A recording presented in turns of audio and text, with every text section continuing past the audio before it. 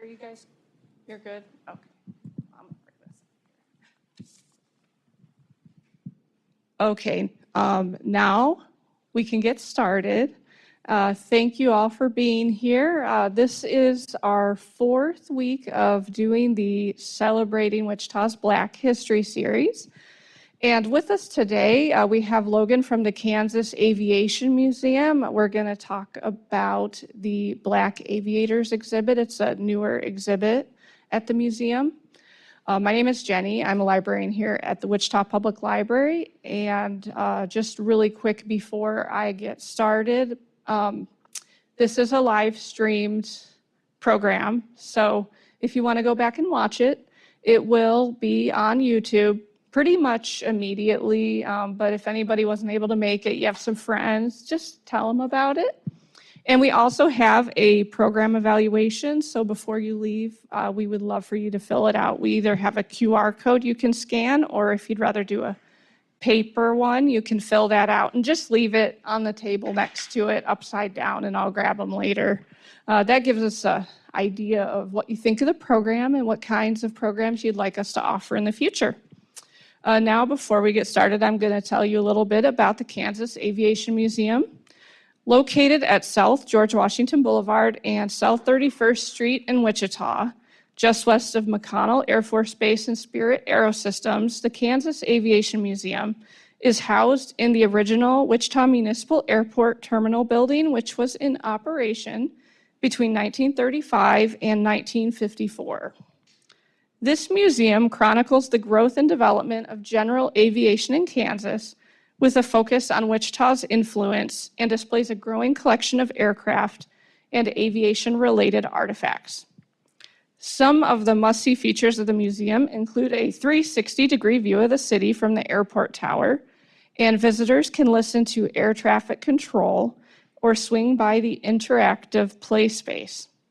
Some of the newest exhibits include Women of Aviation and the Gooch Black Aviators exhibit, which will be the focus of today's talk. So thank you all for being here, and I'm going to hand it over to Logan now. Thank you. Thank you. Like she said, my name is Logan Doherty. I'm the curator at the Kansas Aviation Museum. You got some good background on the Aviation Museum, but I like to show pictures. So here is a picture of the building that houses our museum now when it was an airport. This is just after they completed it in 35. So that's the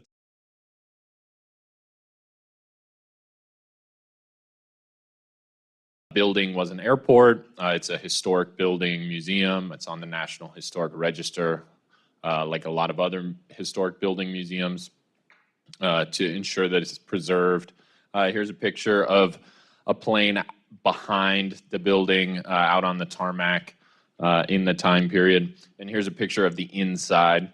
If you guys go there today, you can see we tried to restore the inside as best we can to what it looked like when it was an airport.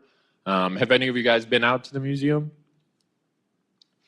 It is kind of on the edge of town, but it is worth going to see. So this is a picture of the Rip Gooch Black Aviators exhibit. So Rip Gooch was involved with the museum during his lifetime. He had a number of different aspects of aviation that he focused on that I'll talk about in just a second. But the impetus for the exhibit is that he passed away, I think it was December of 22, and he asked people to donate to this exhibit in his memorial. We had a very, very small Black Aviators exhibit that he actually helped write with a number of other prominent Black Aviators, but this is a whole dedicated room, so this is really more of a real exhibit than the old one. That's the outside of the exhibit. You can see that Rip Gooch's picture is very prominent. Here he is. This is Rip Gooch. He was born in Ripley, Alabama, so that's why they gave him the nickname Rip. So his real name is actually Ulysses Lee. His parents tried to give him a name that included the top generals from both sides of the Civil War to promote unity, I suppose. So he grew up in the country in Alabama, very, very poor. He does not mince words in his book. He'll tell you all kinds of things. He's not afraid to out himself for the bad things he's done in his memoir. This is a picture in the middle. So I very much recommend reading his book. It seems like it was written by someone else with how open he is about some of his mistakes. Rip Gooch actually wasn't a Tuskegee Airman during World War II, but that was a dream of his. He heard they were training pilots, and he did go to the Tuskegee Institute, but he was too young. He was still in high school. The following year, he was able to enlist in the military and had a desk job, I believe. And then when he got out, he did get his pilot's license. He traveled around doing trick flying for a while. He was part of a prominent air show.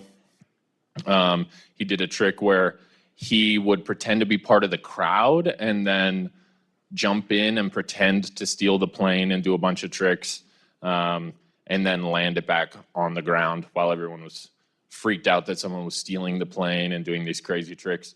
So that's how he learned to fly.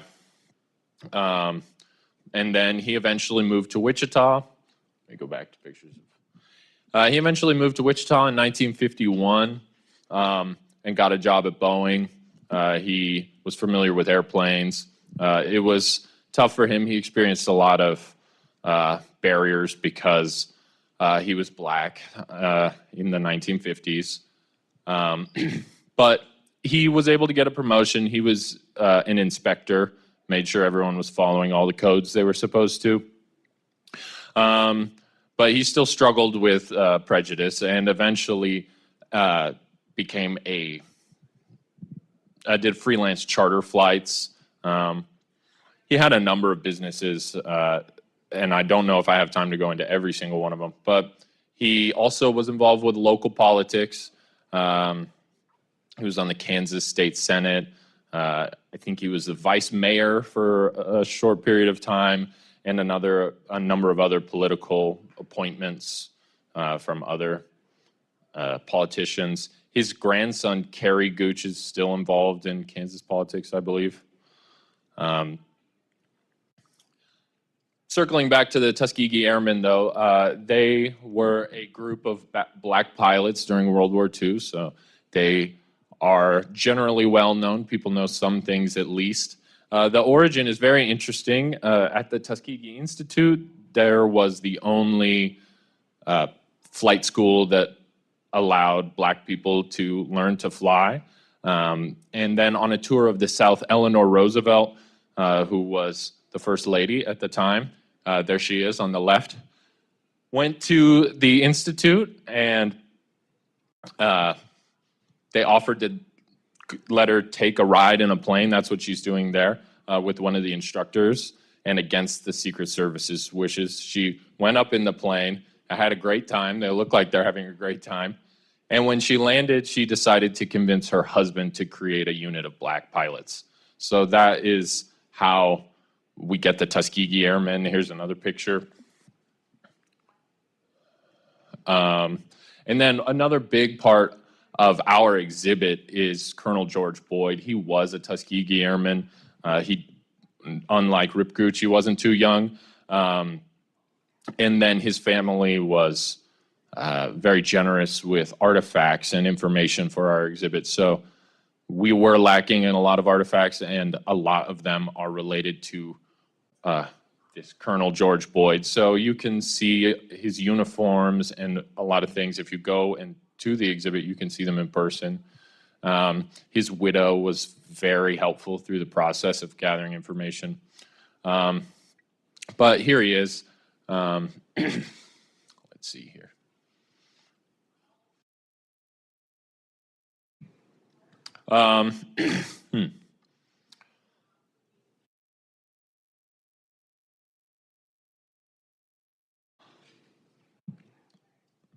I'm sorry. So Colonel George Boyd's was actually settled in Wichita before his death. He has also passed away. And there's a wonderful quote that we include in our exhibit that was said by George Boyd, where he says, "Social change doesn't occur in meetings; it occurs at the dinner table." So I just love that because he very much was a family man and interested in how people interacted with each other in the more immediate sense.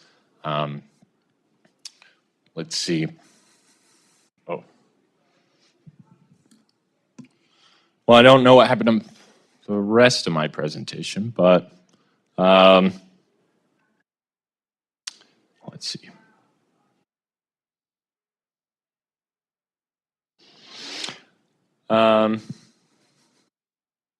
Well, this is our exhibit, and we did get a Black Aviators Day commemorated with the Kansas state government, and there's the plaque there on the left. So there is a Black Aviators Day officially set on the Kansas calendar as well.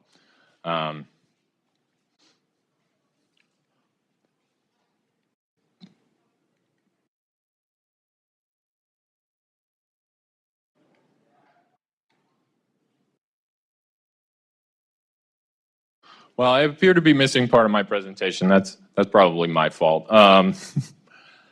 Let's see. Does anyone have any questions? I know it's a little bit shorter, but might have some more of my presentation spurred. If anyone has any questions. I gotta check on that. That is my bad. Yeah, not in this picture. Has anyone seen this exhibit in person yet? It's very new. It's up on the third floor of our museum, right next to the control tower. Yes, do you have a question? Are there elevators in that building? Yes, there is.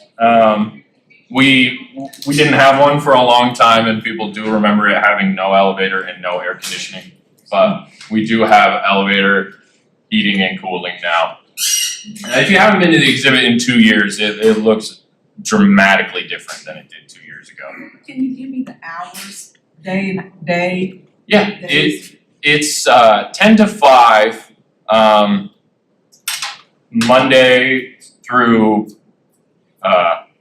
Friday or Saturday, excuse me. Except we're closed on Thursdays now. That's actually new. And on Sundays we don't open up till noon. So. And on Sunday it's noon to what? 5.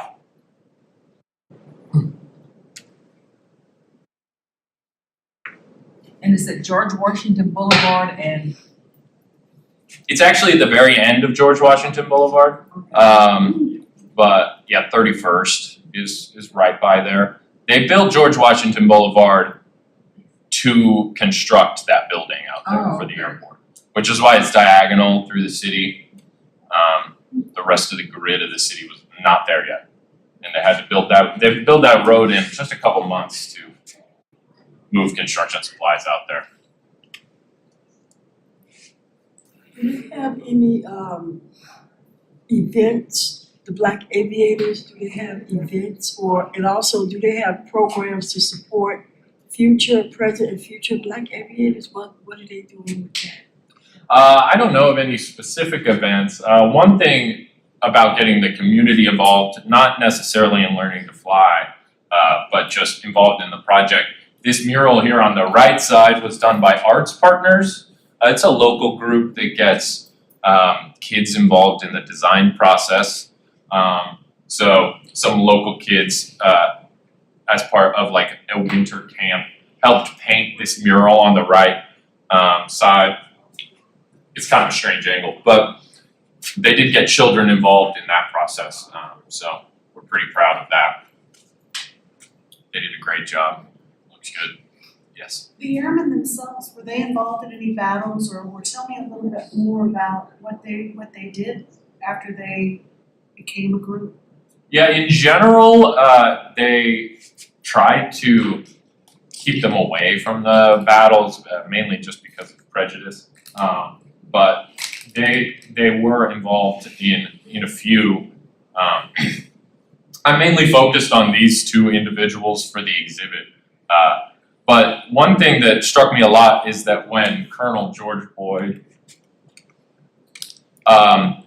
reading everything he wrote about it, he didn't think anything they were doing was special at all. And they didn't know that they were called the Tuskegee Airmen. He thought he was just doing his job. He just wanted to be in the military. So that was a very interesting perspective reading the accounts he put down, that the people who were doing these things, now we think of them as heroes, were really just living their lives and doing normal things. He didn't think it was very noteworthy until decades later when people were very interested in his story. And you can see, I mean, he's at a desk, and it's strange how these things that are very mundane have such an impact and inspiration for people down the line. Where were they based out of? Well, the Tuskegee Institute is in Alabama, and they opened the flight school right there on the grounds. They had an airport already, and they trained people there. They flew mainly in Italy, I believe, and I think they preferred being in Europe lots of times, actually, because they got much better treatment. And the South, obviously, there was a lot of problem with prejudice and actual laws, you know, with segregation laws still in place. It was actually illegal for them to do a lot of things that were totally fine to do in Italy, in France. I think we had another question back here. Yeah. Are you aware of other Tuskegee Airmen that were in Wichita? There are some. It's hard to say if someone is from Wichita or not. As far as I know, these are the two main ones. And like I said, Rip Gooch was actually slightly too young. He died recently, an electrical engineering professor at WSU who flew with the Tuskegee Airmen. He's had quite a distinguished career. His name was Don. I can't remember his last name, but it would be worth your while to do some research on him. And also, there's a movie. Yes. There's a movie about the Tuskegee Airmen. I kind of viewed it somewhat, but there's a movie about it, and it talks about and shows some things that about them. I can't remember the name of the movie, but it is a I movie. think it was called the Tuskegee Airmen. They were very highly esteemed by the pilots, other pilots and servicemen that they flew with. And they guarded bombers. They were allowed to fly missions after there was so much attrition, you know, of other people being shot down. And that's how they were allowed to really participate in some of the heroic campaigns of the war.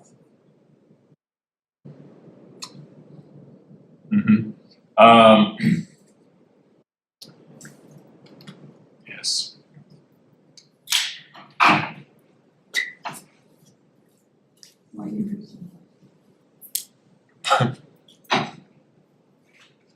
Does anyone else have any questions? I'm sorry. Yes. Do you know how Colonel Boyd came to come to Wichita? Did he have family here, or was there some connection? I think it was just for a job after he got out of the military. Oh, okay.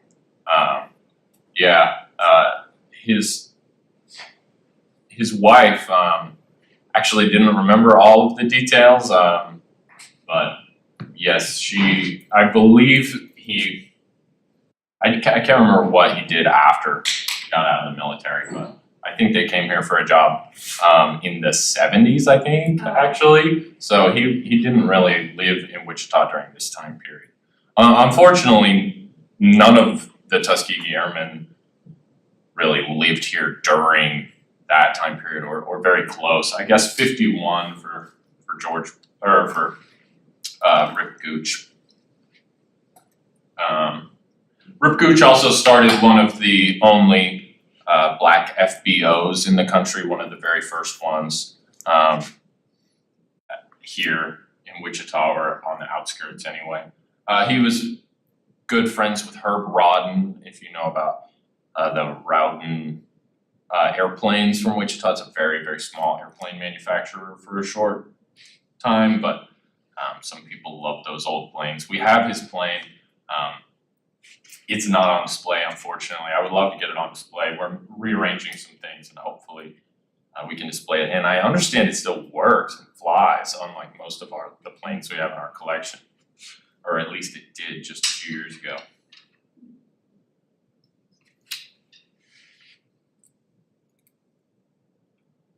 Does anyone have any questions? I'm sorry.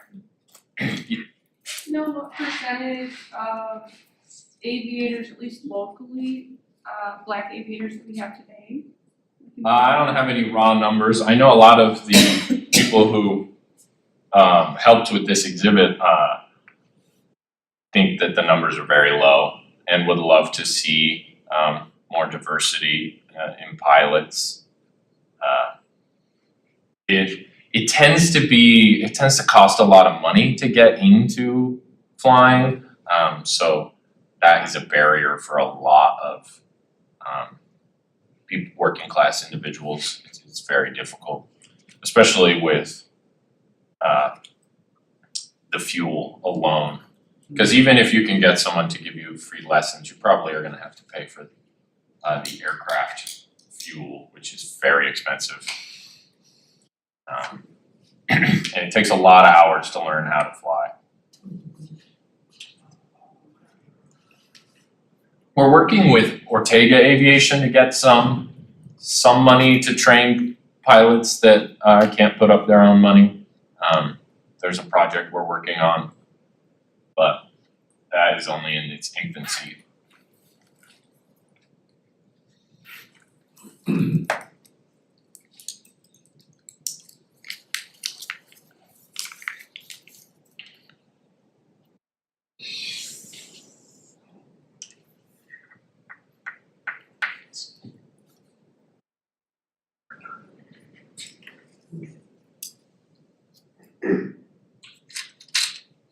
Does anyone else have any questions? Are you thinking of adding on to the exhibit and like maybe what would you? Hopefully, how would this get grown? hopefully we could get some more stories and more artifacts. Unfortunately, we had none to begin with, and we got some from the Boyd family, but physical artifacts is a challenge. In general, it's a challenge at the museum to get physical artifacts that are, small enough to fit inside. We have a lot of airplanes and a lot of keychains and really small artifacts that are not visually interesting. The challenge is medium-sized artifacts. So we do have the uniforms from George Boyd that fill that, but hopefully we could find some more artifacts. And there is a little bit of room to expand physically the exhibit on the right side here. And actually, since this picture has been taken, we did put up a TV screen right there that plays a documentary on the Tuskegee Airmen. So it is even slightly bigger just because we had that great documentary and we wanted to be able to play it. So yeah, expanding that way would be nice. Hopefully we're able to open up just right here there was an old radio room, so hopefully we're able to reopen that and put some old radios in there to show people that sort of side of the thing that was used during the airport for weather and communicating. And then as the military took it over, it was used for military purposes, and we do have a lot of those old radios. So that would be right in the same area. Yes? Who produced the documentary that you're speaking of? I think it's a PBS documentary.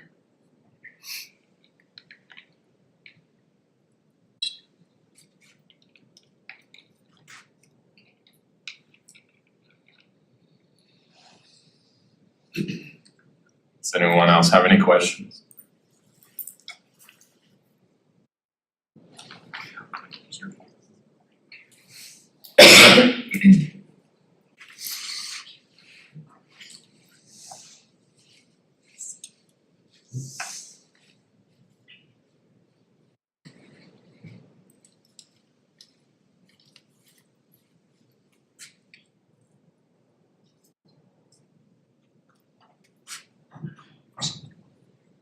Well, if you would like to come to the museum sometime, we are working on updating our exhibits all the time.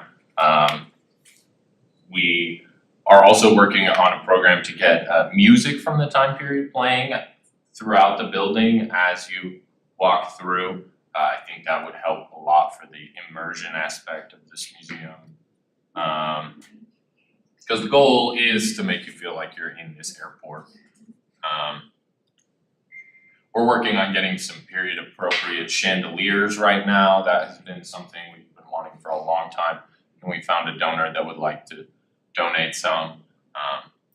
There were some really nice Art Deco chandeliers in here for a long time, and we don't know where they went. We have one that's in disrepair.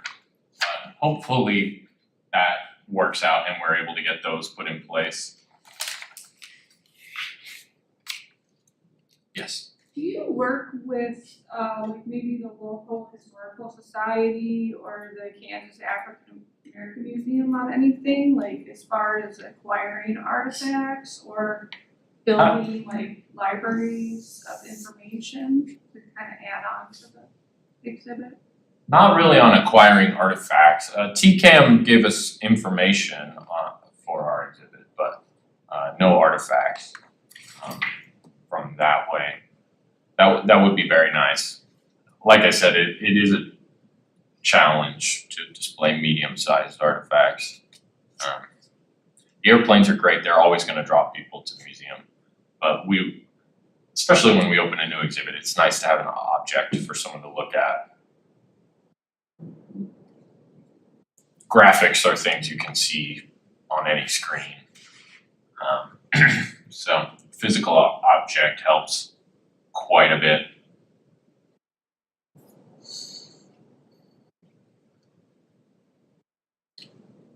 Just today, they've recarpeted the kids area, so children will have a nicer area, and it's happening with some rearranging to make it more have different age groups in different rooms, so that will hopefully make it easier to use that space. We have some events coming up. We have the Swinging Soiree is a big fundraiser we have in April, where it's like a Art Deco themed party.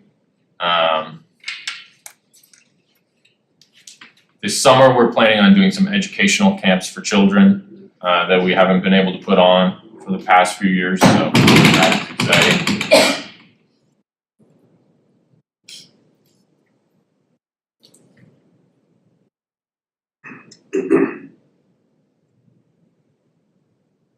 What kind of stuff is at the educational camps?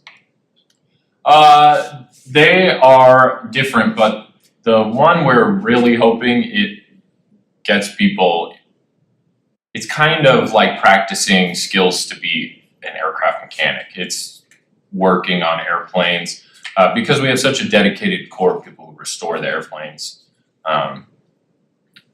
Those people will be doing demonstrations on riveting and sewing the old cloth and wood planes, those sorts of skills. Both the old ones and the new ones that would still be more practical. The old ones that are dying art and the new skills that would be used if someone decided to become an aircraft manufacturer.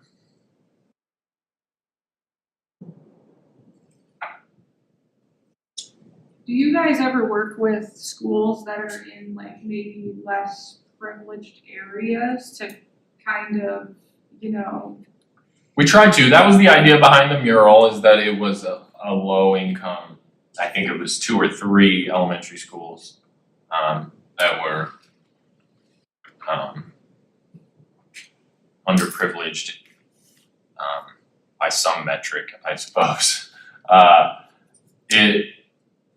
They really enjoyed that too. That was quite good. And we do outreach where we go to the schools and talk to them and maybe bring some artifacts that they could look at, especially for kids that it's hard to get their parents to take them to the museum. And it is just hard to get to museums, especially with work schedules, you know. Our hours are very similar to 9 to 5 working schedules, so it is hard to get to the museum, and we understand that.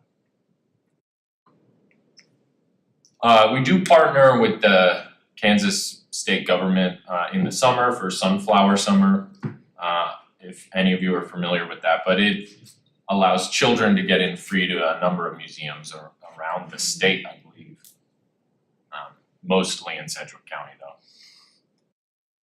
So that is huge. You could come for free if you have kids with you in the summer. And that was a big fight to get that renewed. That was supposed to be a one-time thing. Do you want to talk about the aircraft that you have on display? Sure, I could talk about them all day. Unfortunately, I don't know as much on this topic as the entire museum. Out here on the ramp, we don't have this one because this is a historic plane, but out on the ramp is where our larger airplanes are that won't fit in the building. We have, I think most impressively, a B-52. It's our largest airplane. It's a classic Cold War airplane. If you've ever seen Dr. Strangelove, half of it takes place in a B-52. Ours was recently repainted, which is awesome, and we have people restoring them. We're working, if you go to our B-52, you can actually kind of duck underneath. The bomb bay is open and you can stand on the ground if you're standing in the bomb bay. And we're working on a display for inside that bomb bay right now. I am with the B-52 restoration lead, so that's something to look for. In the next couple months, we'll probably have some more displays down there. We have a B-47, which was the bomber for the Air Force right before the B-52. It was the first swept wing bomber. The interesting thing to me about the B-47 is that it wasn't able to take off on its own power when it was first designed, so they had to strap rockets to it for each takeoff. Those pictures are crazy. Smoke trailing behind. That's very interesting. I'm told they sometimes could take off on their own, but if they were loaded up, they definitely had JATO rockets strapped to the back, which sometimes would explode. That's why it was so short-lived before they developed the B-52. We have a KC-135, which is used for mid-air refueling, which is the main mission of McConnell Air Force Base, which we share a fence with. They mainly now use KC-46s for mid-air refueling. We have a KC-135. It flies in front of the other plane and pours fuel into it. And if you go out there, you can see that. It's called a boom that lowers and pours fuel into it. We have a Beech Starship. It's a rare airplane from the 1980s, Starship 2000, that kind of failed. So Beech wanted to buy them all back up and destroy them, which makes them quite rare. So the Beech Starship is definitely something to see. I think there's only single digits of them in existence. And they're very unique in design. You know when you see one. They have pusher propellers on the back that push the plane forward. It also is one of the first composite airplanes, so it's made of, a plastic, super hard plastic material rather than aluminum, like most of these airplanes from this time period. We have a 727 that was used by FedEx as a cargo plane, and that one's very easy to open, so we opened that one quite a bit. It's nice, it's roomy. We even have booked it for events occasionally. People want to use that for an event.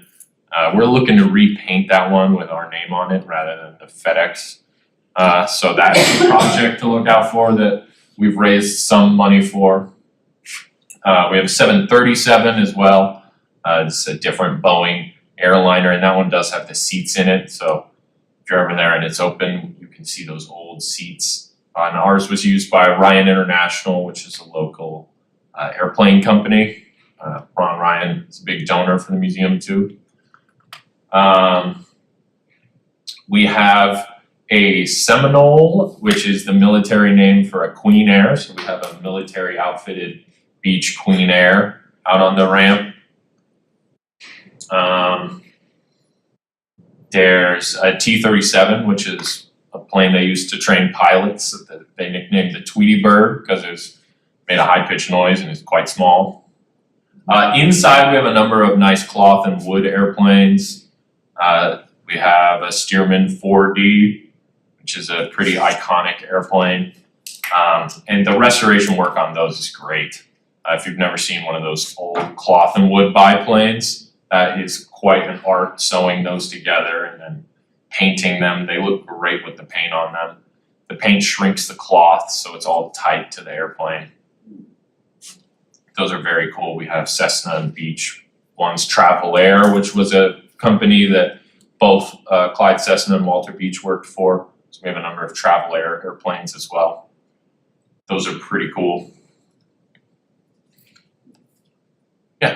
I was reading somewhere that the Kansas Aviation Museum was one of the few museums in the country where people can actually go into the actual planes that are on display. Is that still the case? I don't know how. Yeah, we don't open all of them every day, but we do, especially on Fridays, we try to open at least one.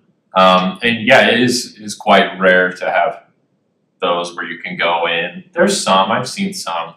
They have one at the Combat Air Museum in Topeka that's pretty cool. But that one is almost, it's hard to tell you're in an airplane because you kind of have to go through a hallway.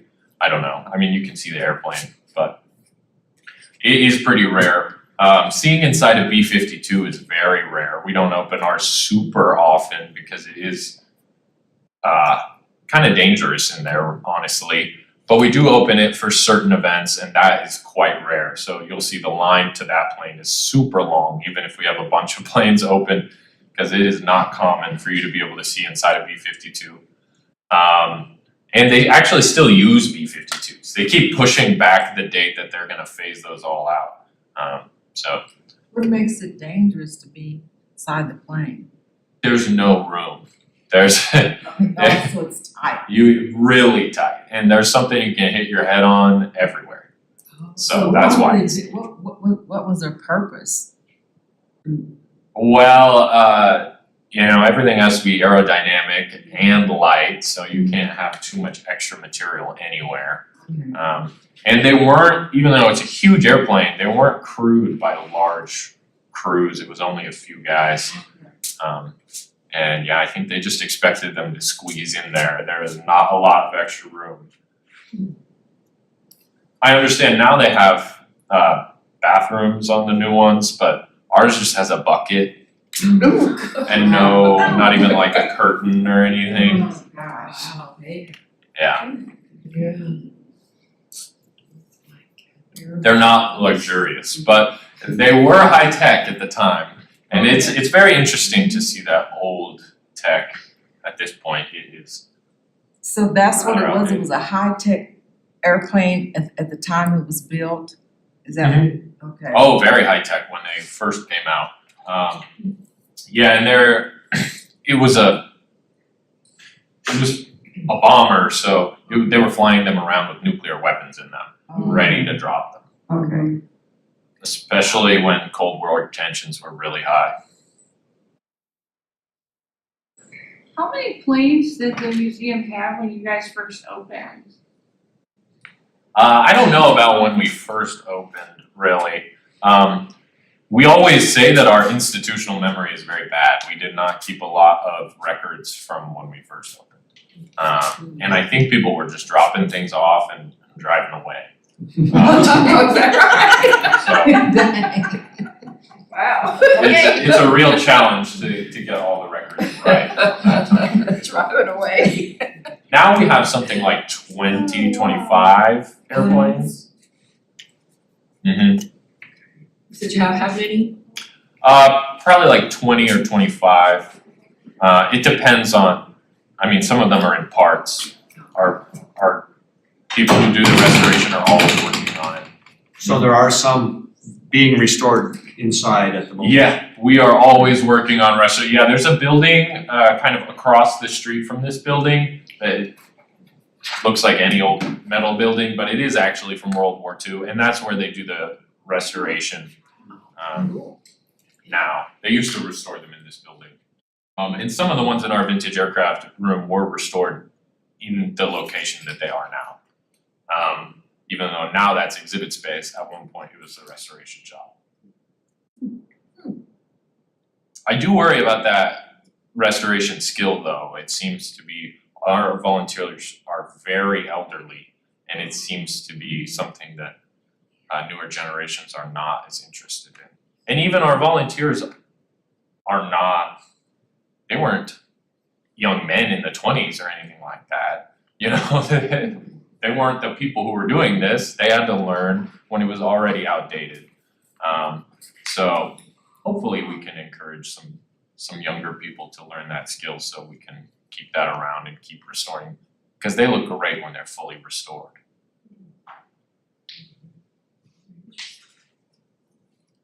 Is there any formal training for people that restore airplanes? Like, The cloth and wood, I don't think so. I think that's something you would have to learn in a place like this. I don't think there's formal programs. I think they've discontinued them in most places. I understand it's pretty hard to get aircraft grade muslin cloth, because it's just muslin that's stretched and sewn over, and then the paint shrinks it so it's really tight on the airplane. And they say that it's very hard to find for sale.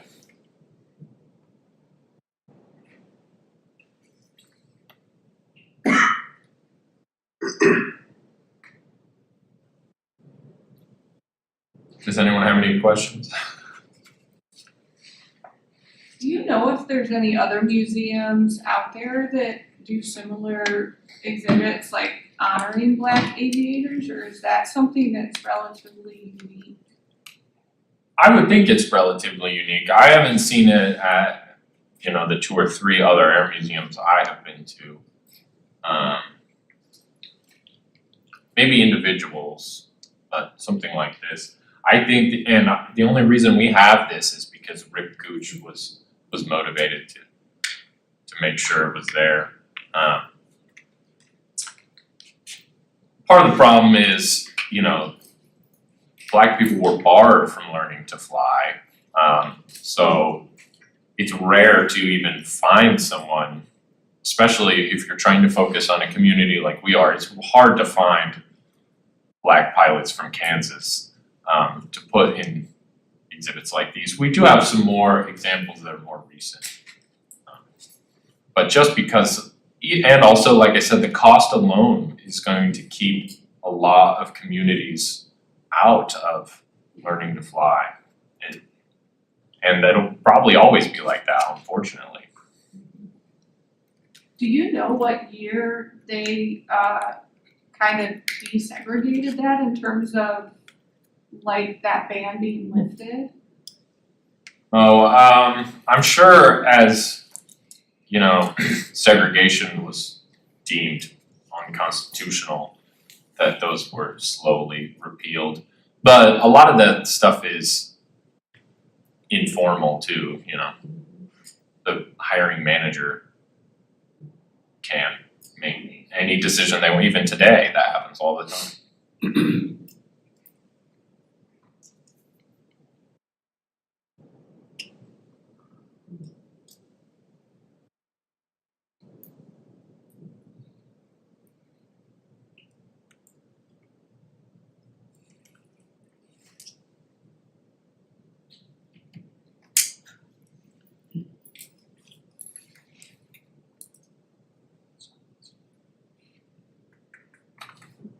Does anyone else have any questions? I was gonna ask, you said that you didn't have all of your presentation. What was some of the information that was not included with this part? Just a little bit more. I think I don't know if I saved an earlier version or something, but just a little bit more information. Couple slides. Yeah, I'm sorry I didn't have more information. Specific information already is not included here, because I was just interested in what other information you had available. Last week's presenter. Huh? Benita Gooch. I would recommend. Is she related to you? Yeah, she's his daughter. Yeah. We just didn't really have her do a presentation about her dad. But we had her daughter here last week as the presenter. And I think she was involved in the, Oh yeah. like a grand opening of the exhibit Mm-hmm. last year. And some of the writing of the exhibit as well.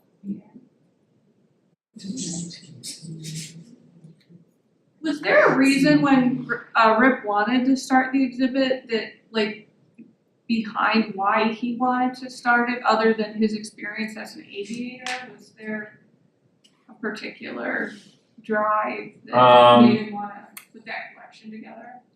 That I don't know, other than that it wasn't represented at our museum. And he was, you know, a supporter of the museum and cared about the museum. I think he might have been on the board at one point. I actually never met him. He passed away before I was able to meet him. I only started at the museum slightly before he passed away. But his request for people to donate is really what allowed us to fund this new exhibit. We do have a pretty small budget out there for new exhibits, so it really is because of him. And some of the writing in the exhibit was adapted from things he wrote originally as well, so that's great. So if anyone wanted to help the exhibit, like help it grow, like how do they go about doing that? Like if they make a donation to the museum, can they specify where that money goes? Yep, you can make donations to specific projects, and we do have restricted funds, and we would put those accounts and put those into those accounts. The fundraising and development can get very specific if you would like it to be. In general, I don't know that we have a lot of money in that account left from after creating the exhibit, but certainly it could be donated. Things always wear out too and need to be replaced. An expansion, like I said, would be very nice. It would also be nice to get some more, something interactive. We like to put something interactive in the exhibits, and that exhibit is not particularly interactive right now. But it's hard to do that without making it look too aimed at children. Are there any upcoming things you guys are working on at the museum in terms of exhibits or? Exhibits, the radio room. I'd like to update our Women of Aviation exhibit, even though that exhibit is not super old. I think it could be more exciting than it is. So I'm working on getting that. Hopefully I'd like to take out a part of a wall to open it up a little bit. So hopefully that's something that can be done. And it's not just a crazy idea of mine, but I'd like to update that exhibit. It looks a little, it could be more colorful and exciting. It's just a little bit flat right now. And to include other stories that aren't yet included in that exhibit. So that's something. We're raising money to flesh out more of a kids area in a different space that isn't being used right now. And once the education area moves into that space, there'd be more room for exhibits. I think we need a Learjet exhibit. We don't have one. I would love to work on one of those as well. We have a little bit on Stearman that we didn't have until recently, so that's helpful. Stearman Company was important for some time, and then it eventually did merge with Boeing. This plane in the mural that the kids painted is a Stearman plane. They had the Tuskegee Airmen flew a lot of biplanes, even though it seems like that's the wrong time period because they were not handed the best equipment, as you can imagine. So these old Stearmans were flown quite a bit by the Tuskegee Airmen, especially in Alabama. You said talking about Learjet, would they help contribute to, I mean, Learjet is still around, isn't it? Yes, they got purchased by Bombardier, which is a Canadian company. We might still be able to get some donations, and they did recently donate a lot of photographs, so that's awesome. We can look through the photographs for things for the exhibit. But yeah, it is tough. The local aviation companies do not contribute as much financially as we would like for them to, but that's okay. I think that the museum had some strange things going on in the past that even we are not fully aware of, and it's just getting people to trust us and make sure they know that they're not wasting their money. But I think we're doing a great job of that. Our director has really made a good face. He's very good at networking in the community. Yeah. This part of your fundraising challenge, I would imagine, is there's a couple other projects going on in town right now. There is the Classic Learjet Foundation. Yes. That just got started up. And we did help them kind of get started. We're not in competition with them. Right. But there maybe could be some finances donated to him or Well, them. there's limited dollars in the community Yeah. for people to donate. And the other one is the Bleckley Foundation. Oh, yes, and That's we've trying- also helped them too. We stored That's their trying to plane. restore their World War I airplane. Mhm. And so, there's only so much donating money to go around. And before that, it was Doc. Right, there is that. So Doc, I think, is kind of on its own feet pretty much right now. Mhm. I don't know their finances, but they seem to be at least stable with their own building and everything. But so those other two projects are ongoing, and they're still looking for money. And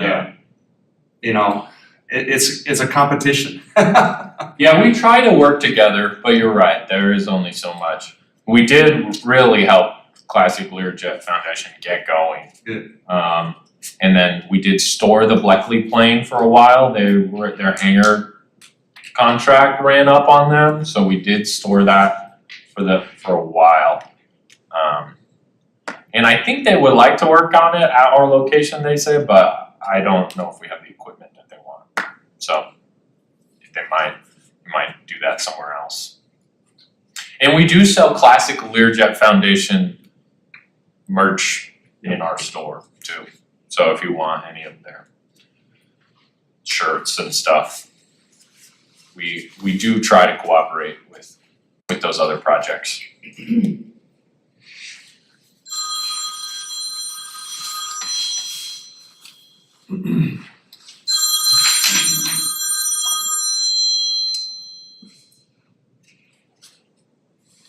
Any other questions? We're almost at 1:30. I want to thank Logan for being here again today. If you haven't done that program evaluation, be sure to do that. And next week we'll have Denise Sherman here from the Kansas African American Museum, and she will be talking about the Kansas African American Trailblazers. Thank you.